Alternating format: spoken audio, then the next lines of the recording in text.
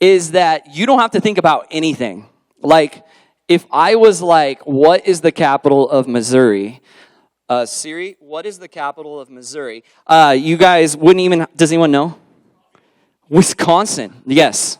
No, Jefferson City. Anyway, the point is, you do not have to think to be able to get information anymore, so we turn our brains off and go, I can get the answer when I want it, however I want it, from whoever I want it. Instead of actually doing the hard work to think about these things. C.S. Lewis said, it's no good asking for a simple religion. After all, real things are not simple. So number one, expect to think. Number two, expect to be challenged. It's a known fact within academia or any sport that if you only push yourself to the level that you're capable of, that's as far as you'll reach. And so if you're in 6th, 7th grade and some of this stuff is like, whoop, just know it's better to get breadcrumbs that fall from the table than to not eat it all. So whatever you get from this conference, be blessed. Expect to be challenged by it. And lastly, expect to be changed.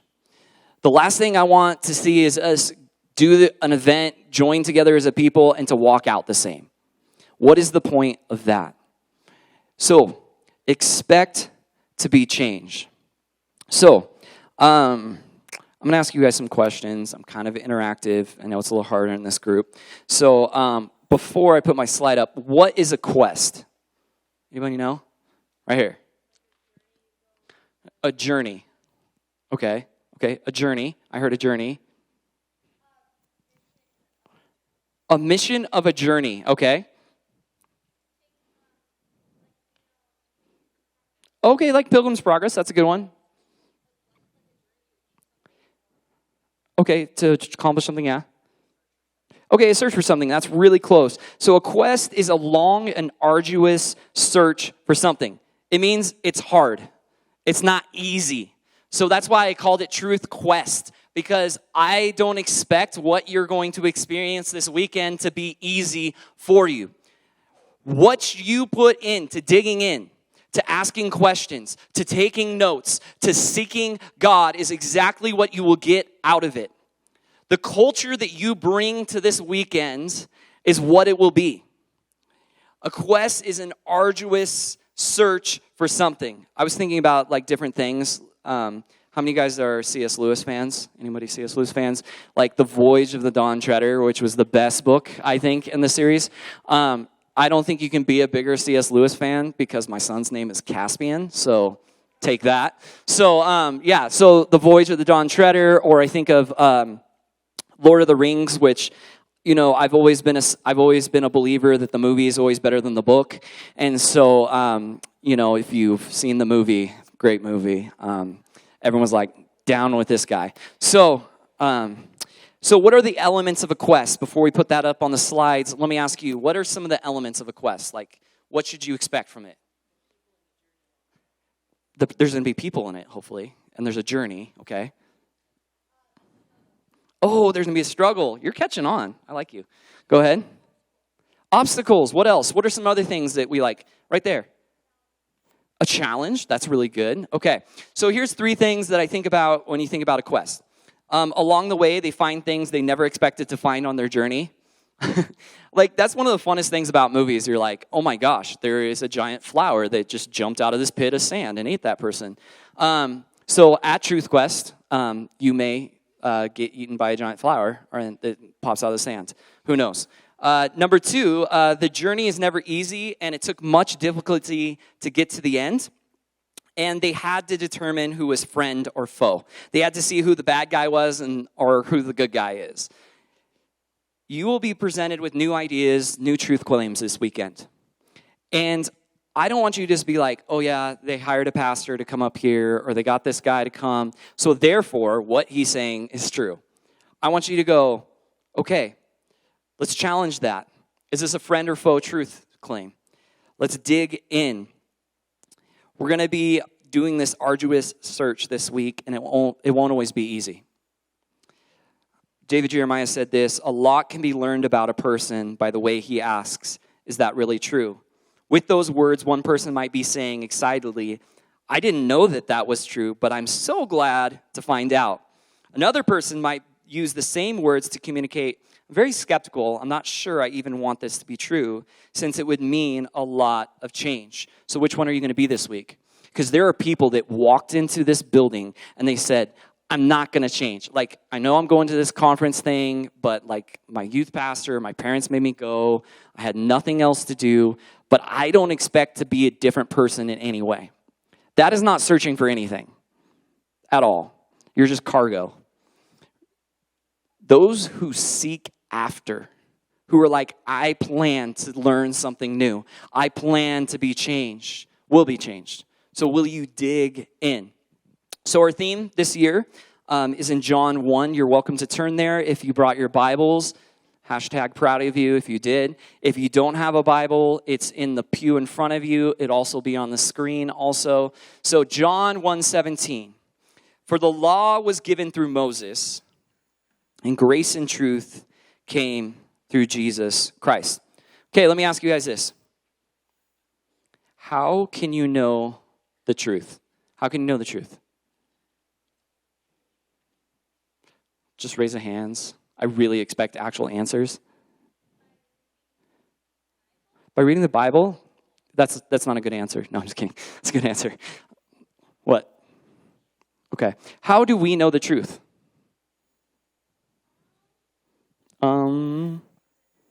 Okay. How do we know the truth? Okay, that's really good. Over there?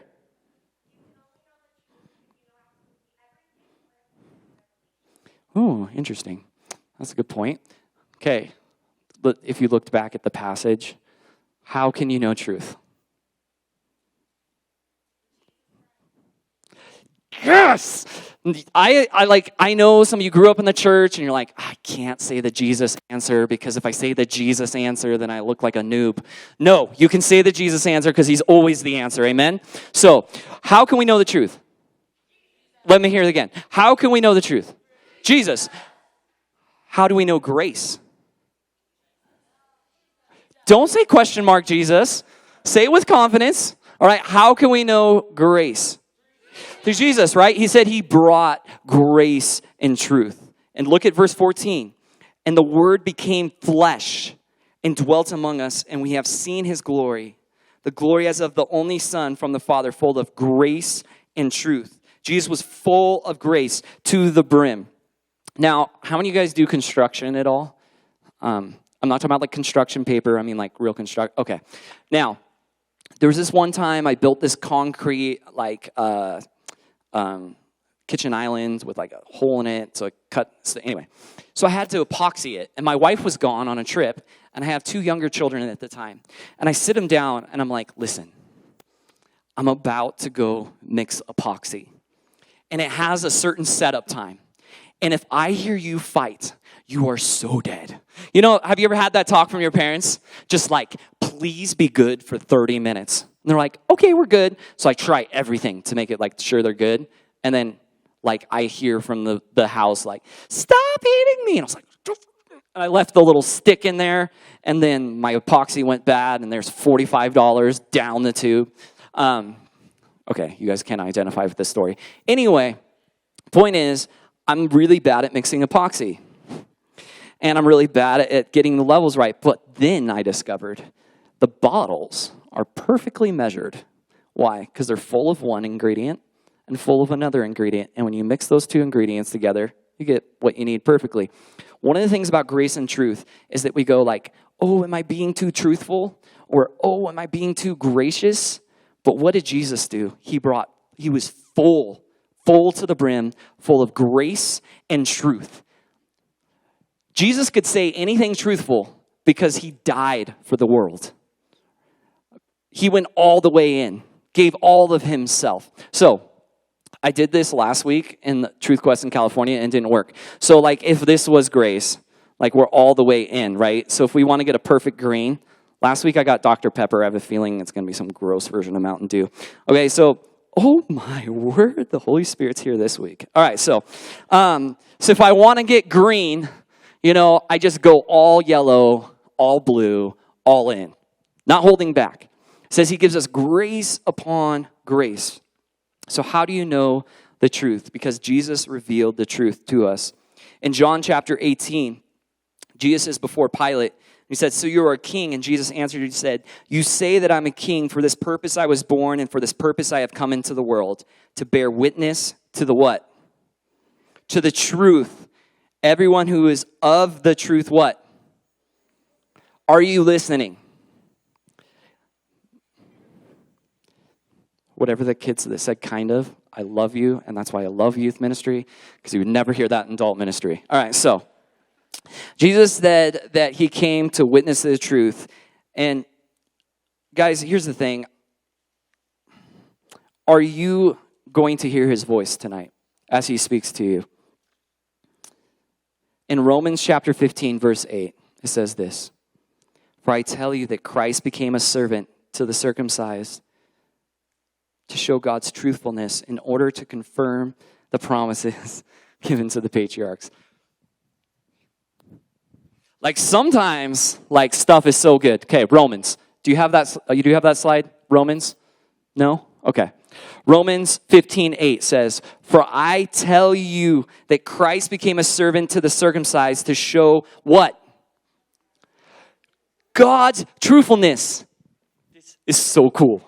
Like, so cool. Jesus came to earth for you to prove that God is a truthful God. How do you know that the Bible is true? How do you know that you can know truth? Because Jesus came to earth and embodied it. He is the truth. So you can know him personally. So he came in flesh. This whole weekend is about Jesus and him alone. So my question is, what is truth? Okay, the absolute is something.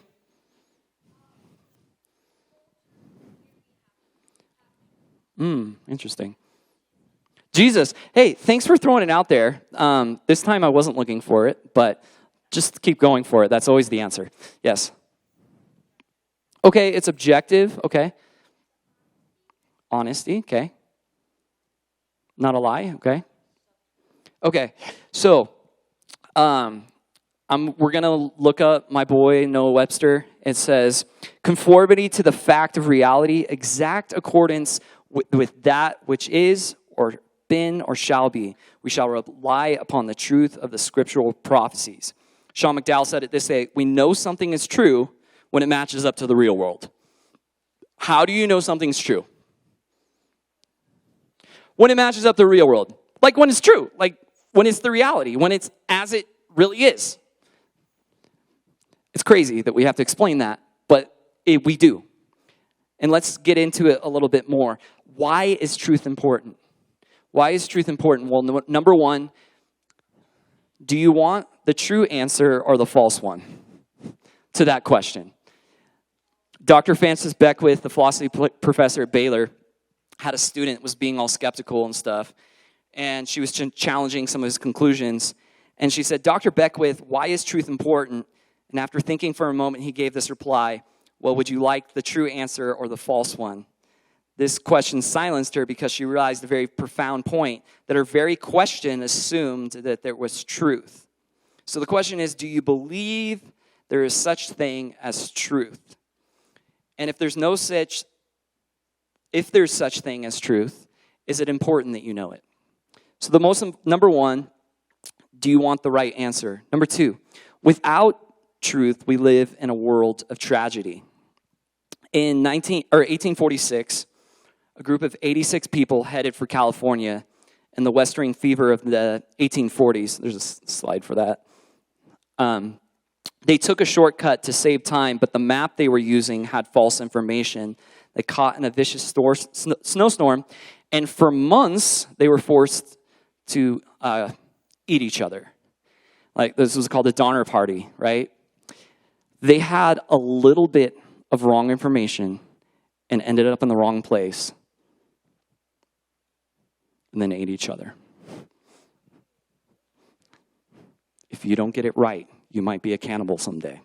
So, I feel like I really drive it home right there. Don't eat people. Number two, make sure your map's good. Don't always trust Google Maps or whatever. But the point still, gets across. Without it, we live in a world of tragedy. Point number 3, truth is a compass for our lives. Think of a fighter pilot, like all these things that they have where it's like different heights and pitch and roll and G's. Like if it's off, you're like in the ground, right? There's a standard for altitude and speed and all of those things. We have society standards and standards of time and days and months. Truth has consequences.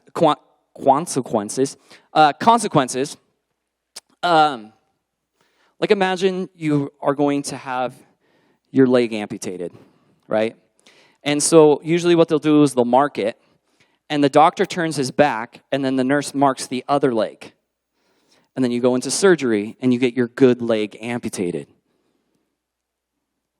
Bad news, you still got to get the bad leg amputated. So now you have 2 legs missing because someone went off the wrong information, right? So now we see that truth has consequences when you live contrary to it. You can be like, I believe it, I identify with it, I feel these things. It doesn't matter. If you live contrary to truth, there's always consequences for that. Our 5th point why truth is important is the Bible says so. Jesus said, I tell you the truth over 75 times. In the Gospel of John, Jesus said, truly, truly, I say unto you 25 times. Look at these, write them down. For the law, John 1:17, was given through Moses, but grace and truth came through Jesus Christ. John 14:6, Jesus said to them, I am the way, the truth, and the life, and no one comes to the Father except through me. John 17:17, sanctify them by your what? For your word is what? John 4:24, God is spirit, and those who worship him must worship him in spirit and what? Truth. John 8:32, and you shall know the truth, and the truth shall make you free. John 14:16, and I will pray the Father, and he will give you another helper, the spirit of what? Truth. John 16:13. However, when he, the Spirit of truth, is come, he will guide you into all what? 1 Timothy 2:3-4. For this is a good and acceptable in the sight of God our Savior, who desires for all men to be saved and to come to the knowledge of what? Truth. Ephesians 6:14. Stand therefore having girded your waist with what? Are you getting the idea that truth is important? Yes, the Bible is very clear that truth is important. But let me ask you a question. Is there different kinds of truth? Is there different kinds of truth? Okay, let's do a Pew Research poll right now. But we don't have pews, we have chairs. So, how many of you guys think there's different types of truth? Thumbs up. Okay, and then thumbs down. Okay. I know we're all Americans and only like 30% of us vote, but here, this is a complete participation. Okay, so let's leave them up, all right? It's up if you think there is different types of truth, and then down if you think there's only one type of truth. Okay, the answer is there is different types of truth. What? Heresy. So, at this point, a critic might say all truths are relative. Correct. There are 2 types of truth. Now, this is really, really, really, really, really super duper, super duper important you get this. There's 2 types of truth. First one is subjective truth, which is opinion or preference. And the second one is objective truth. It's directly related to reality and cannot be changed by your feelings. Okay? So that's the second one. The way that I see it is like insulin and ice cream. So everyone shout out their favorite type of ice cream.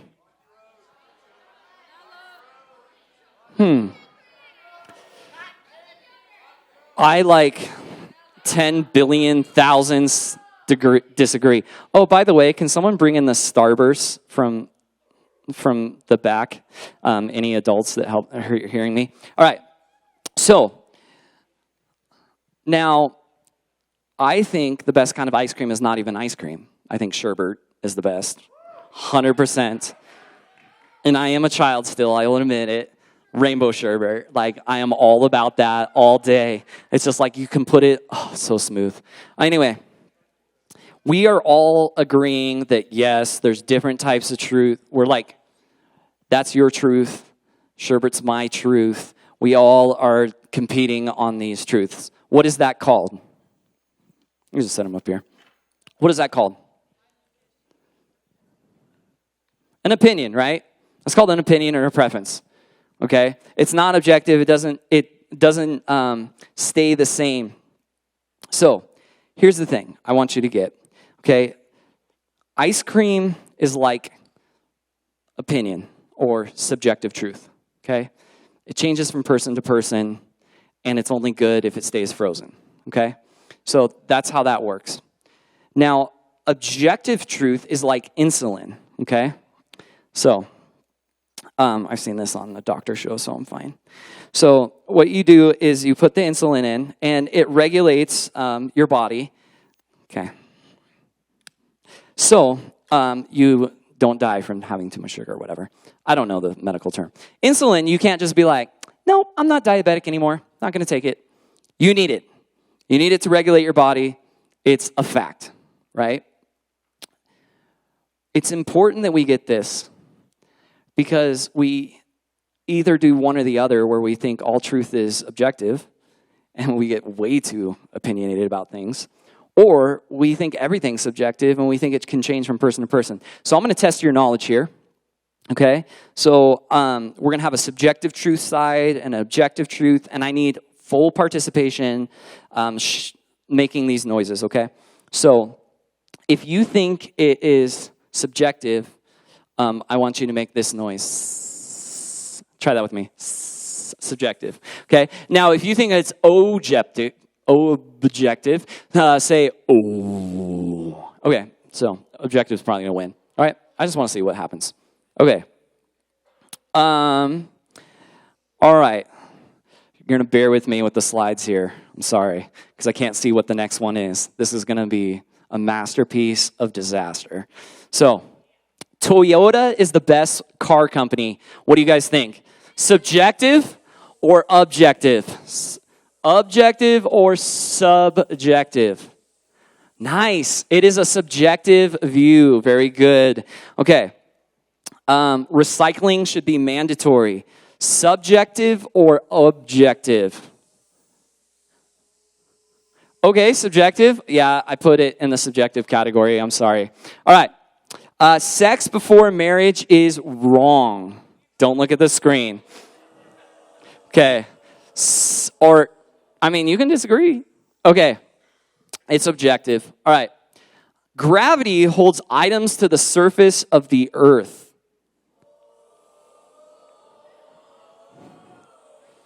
That's a really good thing. That is objective, depending on where you are, I guess. So, yes, it is sort of relative, but yes, it does accomplish that. All right, next one. My hairstyle is the best type of hairstyle that there is. For sure, subjective or objective. Okay, that's subjective. More serious one. Abortion is murder. Okay, that is an objective one. A shower every day is essential. Subjective or objective? Subjective or objective? It changes from person to person depending on your body order, so that is a subjective thing. Killing is wrong. Very good. I knew you guys would get that one. Kohl's is the best clothing store. Subjective or objective? Nice. All right. Walmart? Dude, actually that's anyway, that's still subjective. All right. Skateboarding is the best action sport ever. Yep, that's subjective. Atoms consist of protons, neutrons, and electrons. Nice. Apple is better than Android. Oh, that does not change from person to person. Okay, it's subjective. Okay, before you answer this one, I will take it personally. Ryan can bench press 350 pounds. Subjective or objective? Ryan can, but come on now. It's actually objective. Yes. It's 100%.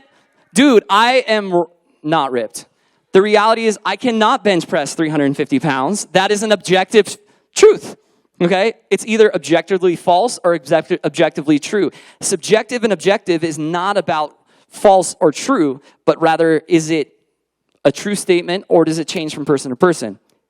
Water is a liquid. One of my young adults gave me this one, and I was like, I'm putting it in subjective because it depends on what state it's in, right? So that one's hard. All right. God exists, objective or subjective? Here's the thing. We know it's objective because he either does or does not, right? It can't be in between. It can't change from person to person. Baseball is the best sport. Nice try. All right. The speed of light is 2.998 to the 10th to the 8th. I don't know how to read it. But yes, that is objective. And last one, Ryan is a female. What? How dare you? Yes, it's objective. You're like, whoa, what are we saying here? No. The point is, it's objectively false, okay? I'm either am or I'm not. The truth claim is either an objectively false or objectively true, but then there's these other things called subjectively. Are you guys tracking yet? You guys following along? Okay.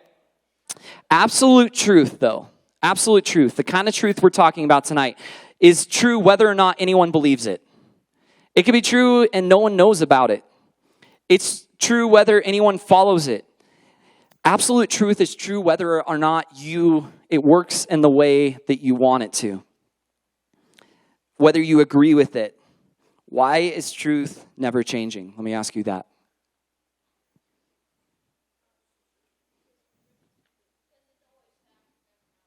Okay.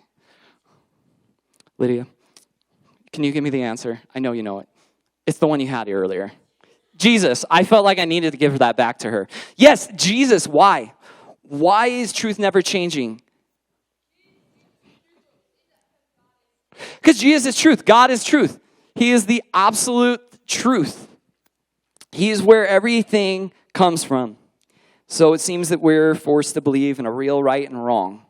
We may have mistakes about them, just as some people get their sums wrong, but they are not a matter of mere taste and opinion any more than the multiplication table, said C.S. Lewis. It doesn't matter if you have knowledge of the truth if you choose to live contrary to it. Listen, Christian kids, I grew up a Christian kid. Like, I've been in the church, and one of the things that's amazing about you is how good you are at faking everything. Such fakers.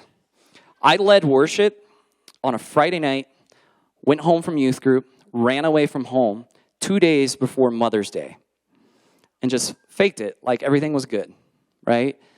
We are such good fakers, right? It doesn't matter if you know the truth or you say you believe it if you don't follow it and put your trust in it. There's two proper responses to truth.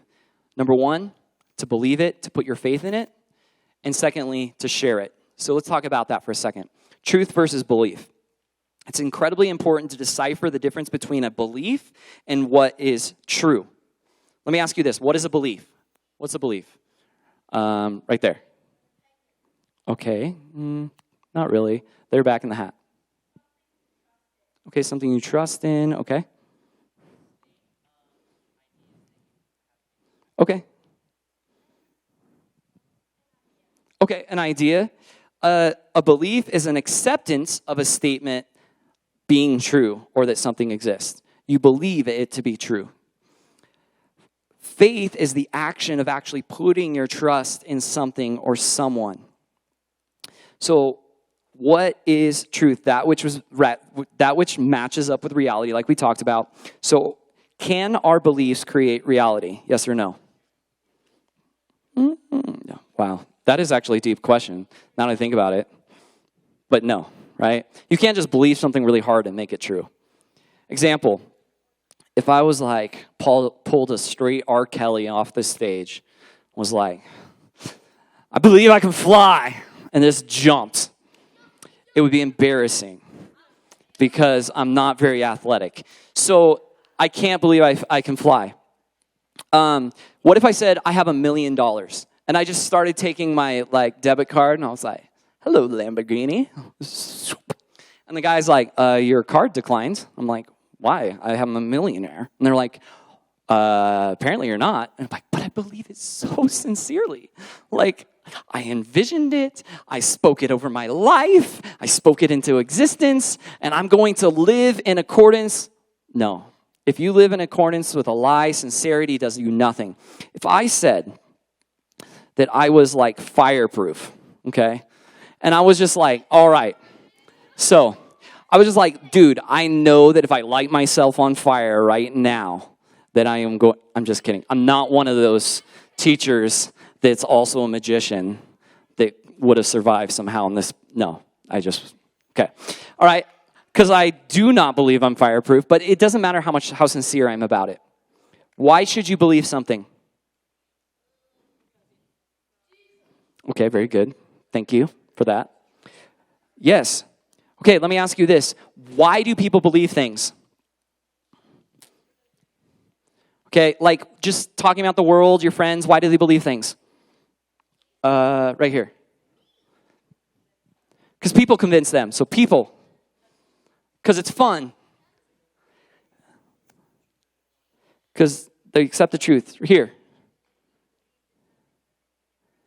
Because it makes them feel good, basically, is what he's saying. Yeah.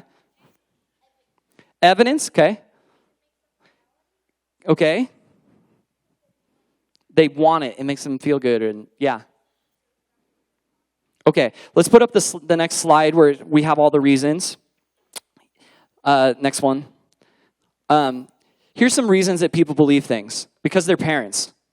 How many guys have believing parents in this room? Like your parents, see? Right? Do you think that's affected you in some way? Our friends, society, culture. Sometimes because it makes them feel good. Because they have a peace of mind. It gives them a sense of meaning. Or because they had someone teach them this. Or for a pastor. Or whatever it might be. Listen, you should not believe anything unless it's true. The only reason you should ever believe something is because it's consistent and because it's true. But how do men react to the truth? What does the Bible tell us? Romans 1:18. They suppress the truth in unrighteousness. Acts 20:30. They distort the truth in order to draw a following. Romans 2:8. They do not obey the truth. And Romans 1:25. They exchange the truth of God for the lie. The world believes what they want, not what they should. Let me say it again. The world believes what they want, not what they should. Right? They're just like, man, that feels good. And I really feel that that is true. And I'm going to believe it. And I'm going to identify with it. And that therefore, but by my sincerity and belief, it makes it true. It does not make it true. What happens when people start living contrary to truth? They live in a world of consequences. They end up living in life of pain. The very idea that we live contrary to truth doesn't make any sense. But I think you may get that. And you're like, I do believe in Jesus, though. I became a Christian at 4. Like, I followed Jesus. There's a lot of things about knowing someone and having faith in them. Now, I want to say this, because it's been in my notes for 15 years. Because I've taught this message for 15 years. Because we are in a certain part of the country, so let's not make this a deal, okay? So, do I believe that Joe Biden is the president of the United States? I knew. Come on, Arizona. Get it together. All right, so, yes, we believe he is the president of the United States. Do you trust him as the president of the United States? Now, okay, this is not to be political, okay? I said the same thing with Trump. I said it with Obama. I said it with George W. Bush. This has nothing about being political. My point is, I can know that somebody is something, but it's a whole nother thing to say that I have put my faith and trust in them. You can know that Jesus is God and never put your faith and trust in him. James 2:19 through 20. You say, Christian kid, you say that you have faith, for you believe that there is one God. Good for you. You got all the right answers at Truth Quest. But even the demons believe this, and they tremble in terror. How foolish. Can you see that faith without good deeds is useless? Hebrews 11:6. But without faith, it is impossible to please him.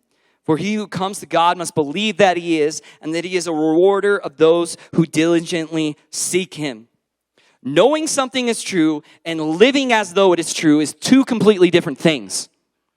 One is faith, where you actually are putting weight in something. Where you're like, if God doesn't show up, I am going to look foolish. Where you've put your whole life in his hands. Have you actually trusted him with your life, or is he just a concept in your mind? Let me ask you this way. Do you believe what you believe is really real? Do you believe what you believe is really real? Does your life reflect that?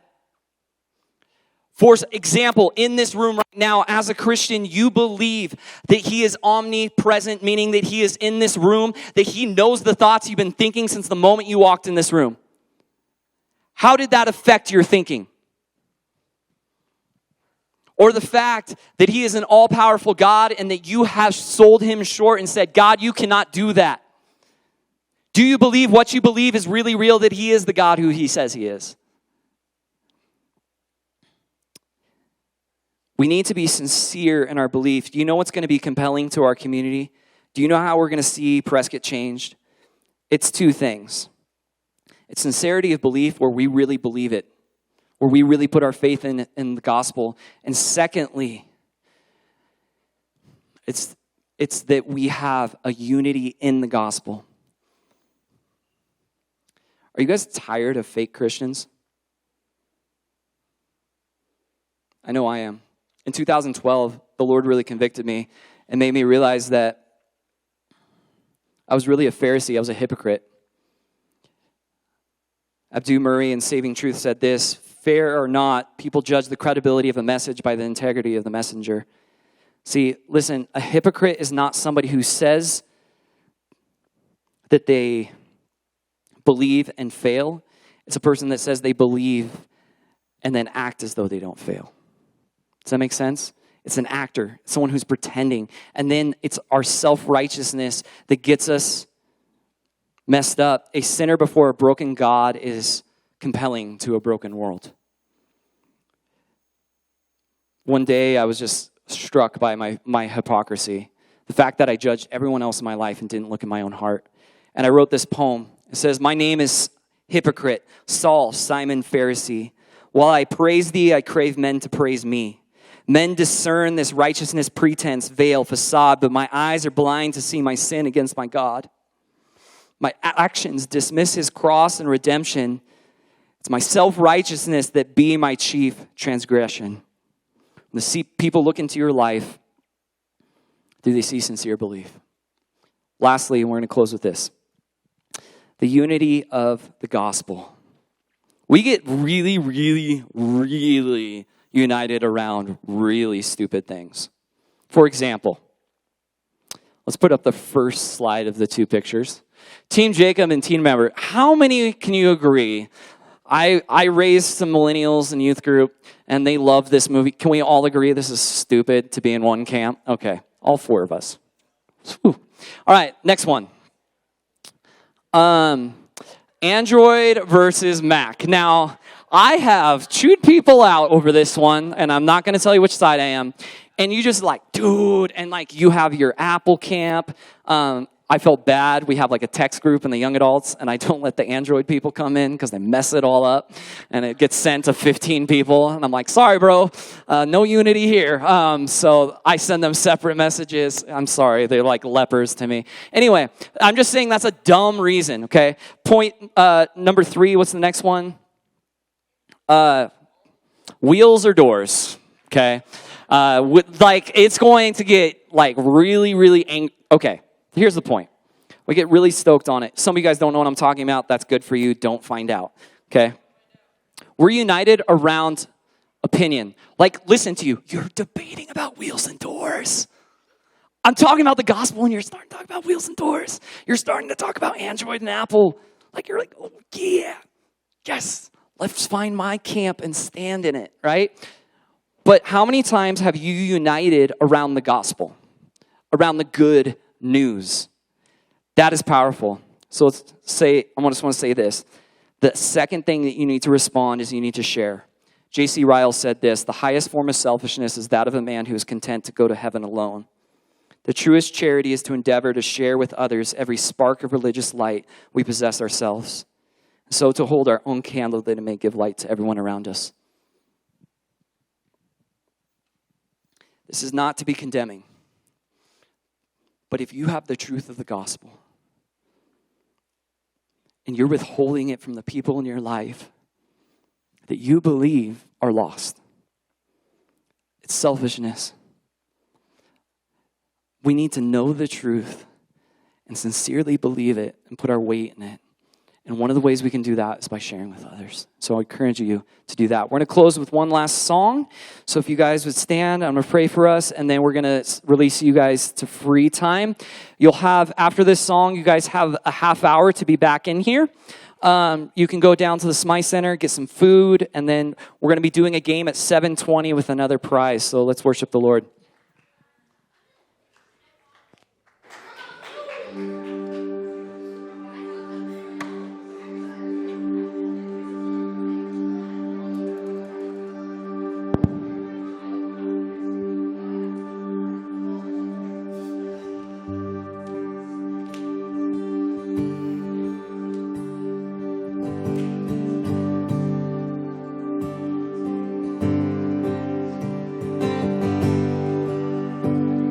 Yes, Jesus, we look to you in this time.